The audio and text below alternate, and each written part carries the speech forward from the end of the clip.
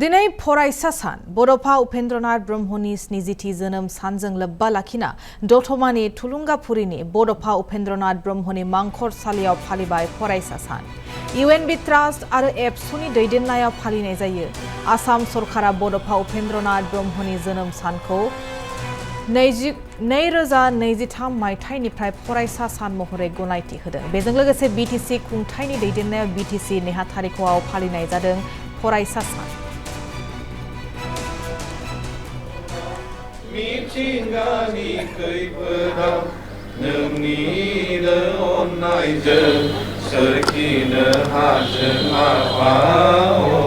गंगसाय संसाराव गोजोन सुदेम बारा बारलांथों आफा आफा नोंजोंनो सोरां होफै निदाननि समाव गोसोखौ हमथायाबा नुजाफै आफा नोंजोंनो सोरां होफै सैथो समायना आब्रु साबदा हामना अरायबो दिदोमै थाबाय थाथों आफा गंगसाय गोजोन खुसियै आलो आलोयै अरायबो बे समाव सरकारक आमी धन्यबाद जासिछु आरो एटु आमार बर' जनगोष्ठीर परा बा बर' आमार जी एटा आमार एक्सिस्टेन्सर क्षेत्रत निखिल बर' छात्र सन्थार प्राक्तन सभापति हिसाबे आमार बड'फा उपेन्द्रनाथ ब्रह्मय बर'সকলৰ কাৰণে আৰু তেওঁৰ जितु छात्र जीवনৰ बहुत आमार आजिर नवप्रजन्মৰ কাৰণে बहुत তেওঁৰ পৰা শিকিব লগা আছে। ইয়াৰ কাৰণে আজিৰ যি সিগনিফিকেন্স ছাত্ৰ দিৱস পালন কৰাৰ আমাৰ বৃহৎ উদ্দেশ্য আৰু বৃহৎ যি এটা নিখিল বড়ো ছাত্ৰ সন্থাৰ তেওঁৰ যি আইডিঅলজি বা তেওঁৰ যি ছাত্ৰ সময়ৰ ছাত্ৰ জীৱনৰ তেওঁৰ যি অৱদান সেই কন্ট্ৰিবিউশনটো আজি পুৰণাই আজিৰ ছাত্ৰ সমাজে তেওঁৰ পৰা গ্ৰহণ কৰিব লগা বহুত শিকিব লগা বহুত তেওঁৰ লগৰ পৰা লাইফৰ যি এটা জাৰ্নি আমাৰ বহুত ছাত্ৰ সমাজৰ এইটো সিগনিফিকেন্স এটা আছে। তো আজি আমি নিখিল বড়ো ছাত্ৰ সন্থাৰ পৰা সেইটোৱে ক'ব বিচাৰোঁ যে তেওঁ এজন এনেকা ছাত্ৰ আছিলে যে তেওঁ তীব্ৰতৰ বাবে নিজৰ যি ঘৰৰ বা ফেমিলিৰ যিটো যিমান অসুবিধা আছিলে তথাপিও তেওঁ মানে নিজৰ পঢ়া শুনাত তেওঁ মানে এনেকা মন দি তেওঁ পঢ়িছিলে আৰু তেওঁ বহুত কষ্টৰে তেওঁ যেটো সময়ত এলপি স্কুলত ভালকৈ কিতাপ নাপায় এম ই স্কুলৰ কিতাপ পোৱা নাযায় এইটো সময়ত তেওঁ বজাৰত দতমা বজাৰত যেহেতু কিতাপ বিক্ৰী কৰে তাত গৈ তেওঁ কিতাপ পঢ়া শুনা কৰি তেওঁ নিজৰ এম ই স্কুল বা হাই স্কুল ষ্টেজত তেওঁ যেটো শক্তি আশ্ৰমত পঢ়িছিলে আৰু তাৰ পাছত তেওঁ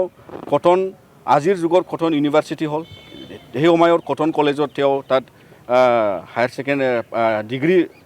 মানে যেটো বিএসসি ডিগ্ৰী তেওঁ তাৰ পৰা গ্ৰহণ কৰিছিলে আৰু পাছত তেওঁ গুৱাহাটী ইউনিভাৰ্চিটিত যেটো এমএসসি ডিগ্ৰী ল'বলৈ তাত সক্ষম হৈছিলে আৰু তেওঁৰ যেটো পাৰফৰ্মেন্স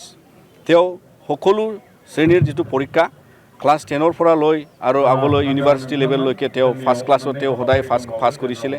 আৰু তেওঁ সদায় এজন ডিষ্টিংশ্যন লোৱা ছাত্ৰ আছিলে। তো ইয়াৰ কাৰণে আমি আজিৰ ছাত্ৰৰ কাৰণে নিখিল বড়ো ছাত্ৰ সন্থাই এইটো এটা আহ্বান যে আমি সকলো ছাত্ৰয়ে আজিৰ যুগত আৰ্টিফিচিয়েল ইণ্টেলিজেন্স ইনফৰমেশ্যন টেকনলজিৰ ৰিভলিউশ্যনত